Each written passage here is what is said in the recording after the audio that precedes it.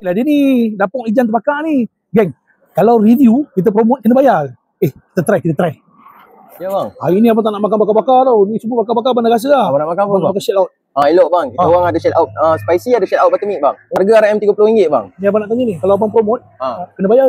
Yang tu abang bincang dengan bos abang. Kena bincang dengan bos Ya. Okay, abang promote lah. Abang tolong ni. Abang order. Okey. Oh, sampai. Shell out. Ni apa spicy? Sedap. Oh, dia bau spicy dia tu. Kari-kari macam tu. RM30 makan 2 orang. Satu orang. Nasi 2.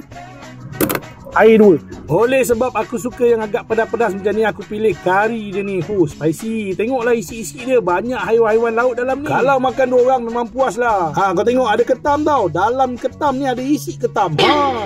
Ada kupang, ada udang. Sotong dia pula. Dia tak main sotong ring. Yang ni sotong seko-seko tu. Kalau bawa anak-anak tu, kau order lagi satu buttermilk punya shell. Kalau rasa tak cukup tu, kau order lah ikan bakar siakap dia ke, udang goreng tepung ke. Macam-macam ada. Ni kau makan sini, kau parking yang sebelah sini. Tak cukup, belakang tu ada. Kalau tak cukup juga ni, kat depan ni. Besar. Oh. Kita tapau. Sedap. Shell out dia.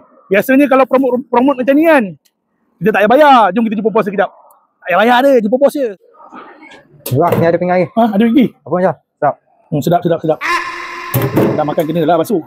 Dah duit tak ada. Boleh.